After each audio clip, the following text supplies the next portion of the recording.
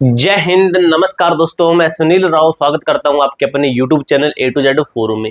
तो बच्चों का डाउट आ रहा था कि सर CISF ट्रेड्समैन का फिजिकल कब तक होगा, इसकी कट ऑफ क्या हो सकती है, एग्जाम कब तक होगा और टोटल फॉर्म है, इनके ऊपर हमें कोई अपडेट है तो दीजिए। तो दोस्तों इन सभी सवालों के ऊपर हम अच्छे तरीके से क्लियर करेंगे, जैसे टोटल फॉर्म कितने भरे गए हैं, क्या कंपटीशन है, आपको एक आइडिया लग जाएगा। फिजिकल के लिए, फिजिकल के अंदर क्योंकि पहला जो स्टेज है इनका जो कहते हैं ना कि फर्स्ट स्टेज, पहला कदम, वो हमें क्वालिफाई करना है।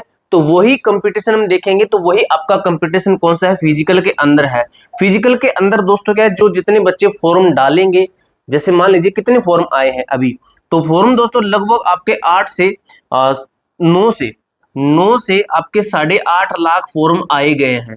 ठीक है, इतने ही फॉर्म है। ठीक है, अब इतने फॉर्म में दोस्तों आप क्या मानते हो, इतने फॉर्म के अंदर आप क्या मानते हो कि सभी के सभी बच्चे हैं जो कि फिजिकल देने जाएंगे? बिल्कुल नहीं, सभी बच्चे फिजिकल देने नहीं जाएंगे। इसका लगभग मैं आपको बता दूं, इसका लगभग जाएंगे, लगभग आप मान के चलिए कि 70% बच्चे ही फिजिकल देने जाएंगे।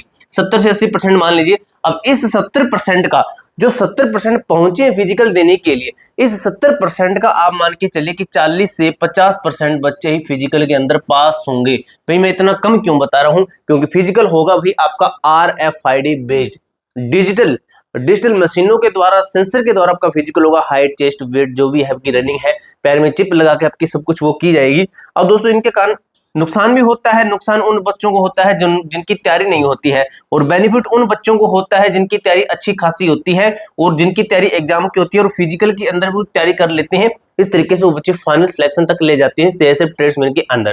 ठीक है, इस बार आपका डिजिटल फिजिकल होगा। और आप कहते हो डिजिटल फिजिकल की जो मशीन है वो दिखा दीजिए। उसके बाद बात करते हैं, फिजिकल है, एग्जाम है, ऑल स्टेट की कट ऑफ है, एक एक स्टेट आपको मैं कवर करूंगा। उससे पहले आपको मैं जो फिजिकल की जो मशीन होती है ना वो दिखाता हूँ, काफी बच्चों को पता नहीं है। ठीक है, तो सबसे पहले ये देखिए आपकी कौन सी मशीन है, तो ये भाई आपकी रनिंग की मशीन है। रनिंग की मशीन नहीं है, आपकी सेंसर वाली मशीन है। ठीक है, तो इसके ऊपर क्या होता है, इसके सेंसर है, आपके पैर में चिप लगाई जाती है। शायद चिप की मैंने फोटो नहीं ली है, चिप की मैंने नहीं ली फोटो, आपको दिखा दूंगा कभी।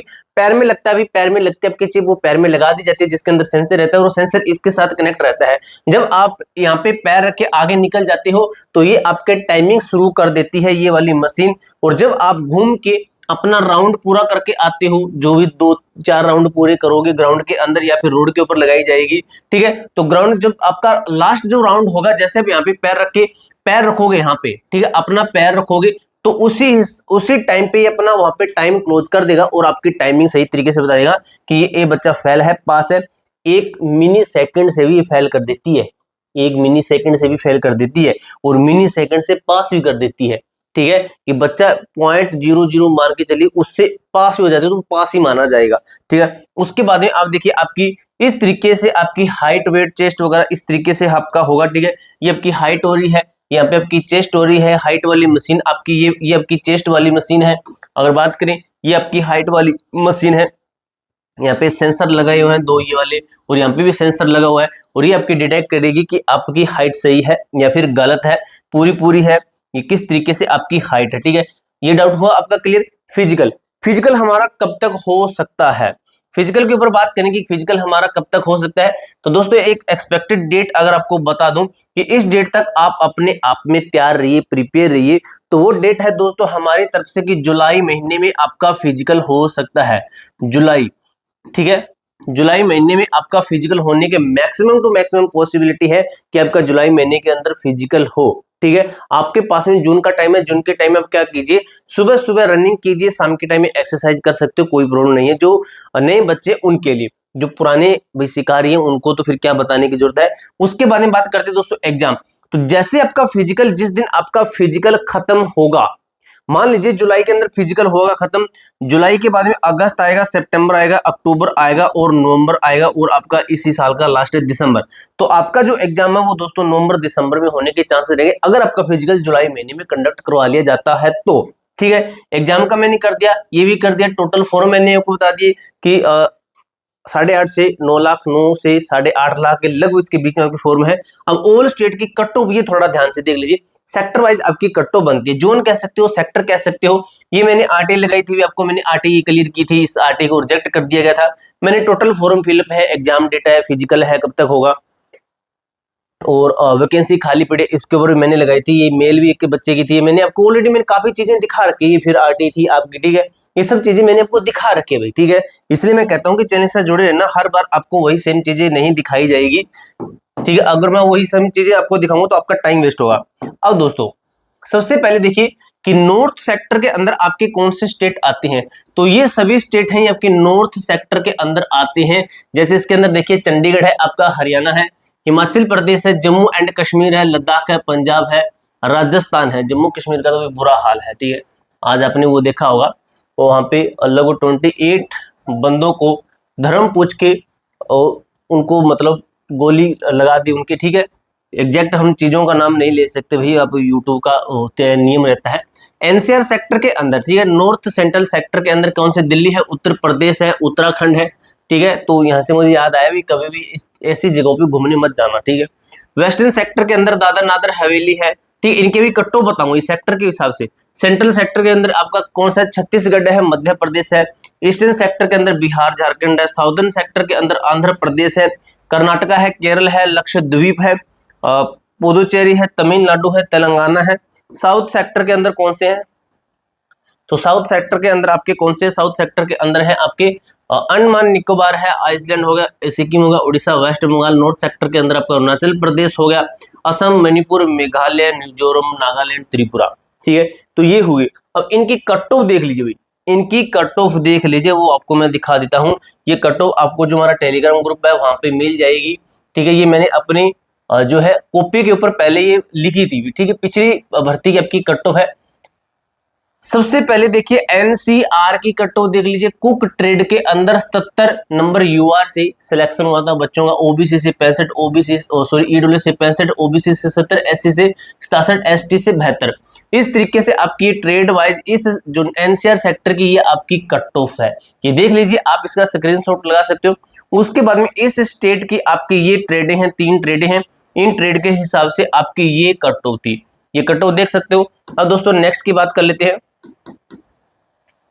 नेक्स्ट कौन सा आपका साउथ सेक्टर है। साउथ सेक्टर के अंदर ये आपकी ट्रेडें हैं, 3 ट्रेड है, इन 3 ट्रेड के अंदर आपकी ये कैटेगरी वाइज कट ऑफ है। और कैटेगरी कौन सी है, जैसे ये थी आपकी कौन सी थी, आपकी यूआर थी, और ये थी आपकी ईडब्ल्यूएस थी, ये आपकी ओबीसी थी, और ये एससी थी, और ये आपकी एसटी थी, ठीक है। एक बार थोड़ा सा क्लियर कर लेते हैं कि एससी और एसटी है क्या, लास्ट वाली एससी और एसटी है, ठीक है, यूआर ओबीसी, ठीक है। तो इस तरीके से आपकी कट ऑफ। तो उसके बाद में आप साउथ सेक्टर की देख लीजिए, किसकी है, साउथ सेक्टर की भी देख लीजिए, ये आपकी कट ऑफ है, ये यहाँ पे देख लीजिए। नॉर्थ सेक्टर की आपने देख ली होगी, ठीक है, कुक की होगी आपकी 51 होगी, इस तरीके से आपकी ये कट ऑफ है। उसके बाद में नॉर्थ ईस्ट है, इसके अंदर एनवी का मतलब क्या है, एनवी का मतलब है आपका नो वैकेंसी, ठीक है, नो वैकेंसी, कोई इसके अंदर वैकेंसी नहीं है। तो आपकी ऑल सेक्टर वाइज ये क्लियर होता है। अब जो भी सेक्टर इसके अंदर नहीं है, जैसे आपका कौन सा नॉर्थ ईस्ट जो सेक्टर है इसकी नहीं है,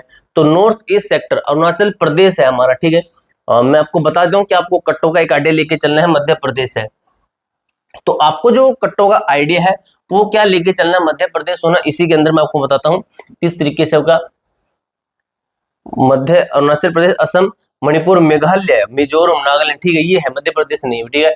तो आपको कट्टों का जो आइडिया लेना ना वो लेना है वेस्टर्न सेक्टर वाला, ठीक है, वेस्टर्न सेक्टर वाला आपको आइडिया लेना है। Western sector, western